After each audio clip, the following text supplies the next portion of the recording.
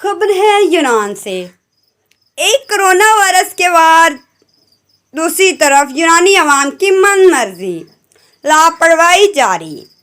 یونان میں ہر روز corona virus کے 200 سے زائد کیس سامنے آنے لگے، لیکن یونانی عوام بالکل بے خوف۔ کافی بار شراب کلب پر بغیر ماسک آنے جانے لگی۔